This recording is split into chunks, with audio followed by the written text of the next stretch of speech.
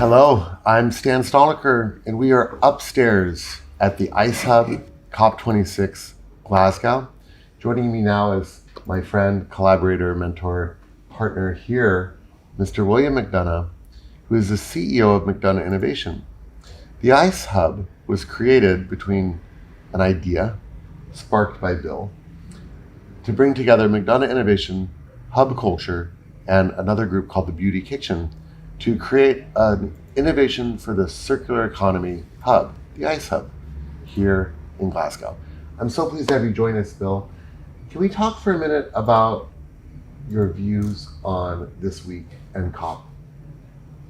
Well, I think it's really exciting to see, everybody coming together again after all this time, especially after a year of COVID. That's important. And I think we're just getting back into gear now. It's great to see all the young people showing up. And it's great to know that we have another COP coming up and that we're just getting underway.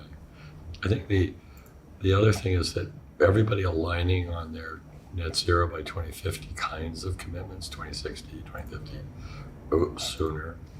The important part of that is not so much the specific date, although those things matter.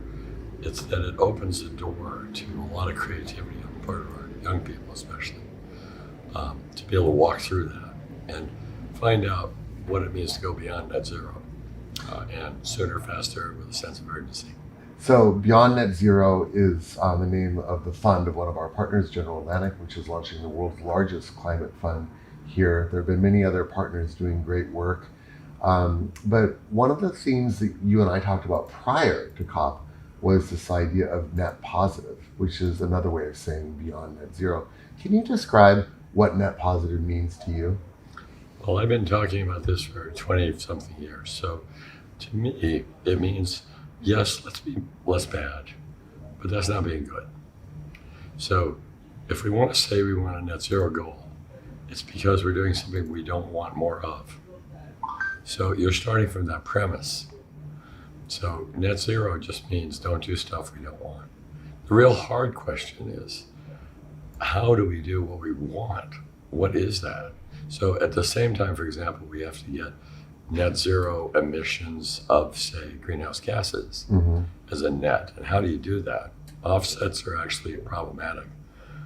We also want to look at what does it mean to launch a renewably powered system that isn't carbon-based.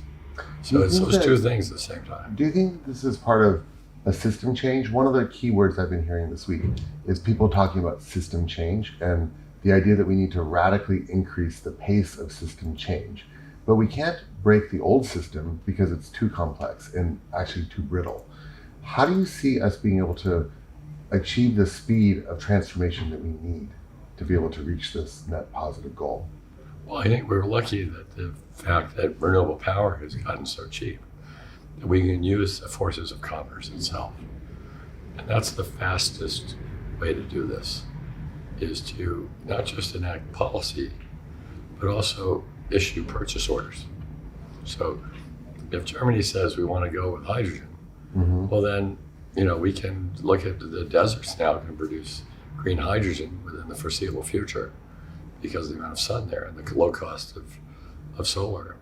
And someday we'll have that. And they can start giving each other orders and say, if you give me that at a certain price, we can move. And then the desert countries can say, well, if you give us electrolyzers, then we can do it at that. So you're starting to exchange purchase orders and the thing starts to move. Okay.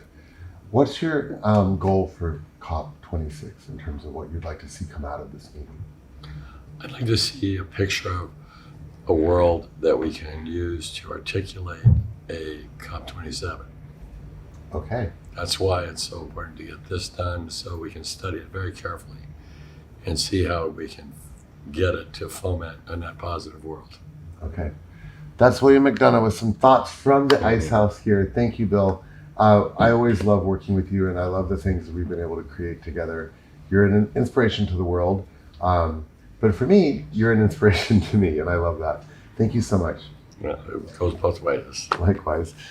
From the Ice Hub here in Glasgow COP26, check out hubculture.com, YouTube, our podcast, the Hub Culture Chronicles, for another in-depth discussion with Bill about children coming up soon, as well as many other pieces of content on Instagram, YouTube, TikTok, wherever you get your social media.